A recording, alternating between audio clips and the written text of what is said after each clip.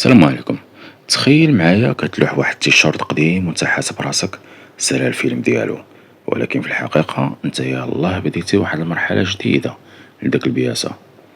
كاين واحد العالم كيخدم في السر، عالم ما كيعرفش التبدير، عالم كيصنع المعجزات من الوبر. بصح راه ديك الحوايج اللي بانت لك سالات الصلاحية ديالها راه كترجع تولد من جديد وكتعيش حياة أخرى، يمكن تكون أغلى من الحياة ديالها الأولى. بقى معايا غادي نوريك رحلة خيالية، الرحلة اللي التيشيرت كيبان لك من القمامة حتى كيعاود يخرج كمنتوج كيتباع بثمن غالي. أول حاجة، فرم شامل. الملابس كتدخل في واحد الآلة ضخمة كتشبه المفرمة اللحم، ولكن عملاقة، كتسمى الشريدر. والمهمة ديالها تفكيك أي نسيج قديم وتحويله لقطع صغيرة بحال الوبر. وماشي غير هكاك، الآلة كتفرق كل شي، الصدايف، السحابات، أي معدن كيتنقى باش يبقى غير الثوب نقي جاهز يتعاود يتخلق.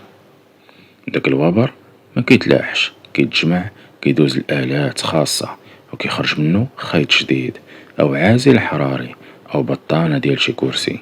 يعني ممكن داك التيشيرت اللي دوزتي بيه الصيف 2016 يرجع حشوة جاكيت في شتاء 2025. وهاد الشي كامل كيدار بلا ما نحتاجو نزرعو القطن جديد ولا نصنعو بوليستير من البترول. يعني توفير الماء، الطاقة، وتقليل التلوث البيئي. عارف شحال من طون ديال الملابس كترمى كل عام؟ أكثر من 90 مليون طن حول العالم. حنا كنفكرو غير في كيفاش كنتخلصو من هاد الحوايج، كيفاش نتهناو منها، ولكن في الحقيقة كاين ناس كيتسناو غير يطيحو في داك الخطأ باش يصنعو منو الذهب. كل تيشيرت، كل سروال، كل جاكيت فيه قصة مسالاتش، فيه فرصة يتسلق من جديد في عالم ما كيرمي حتى شي حاجة. ما تلوحش، فكر تعاود تستعمل، وإلا ماشي انت اللي قررتي انك تستغلو، راه كاين شي مصنع في شي بلاد غادي ياخد داك الحوايج ويخلق منهم حياة جديدة بحال السحر.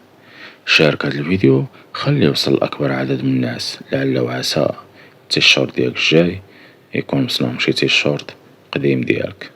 السلام عليكم. شارك هاد الفيديو وخليه يوصل أكبر عدد من الناس، لعل وعسى التيشيرت ديالك الجاي يكون مصنوع من شي تيشيرت قديم ديالك. السلام عليكم.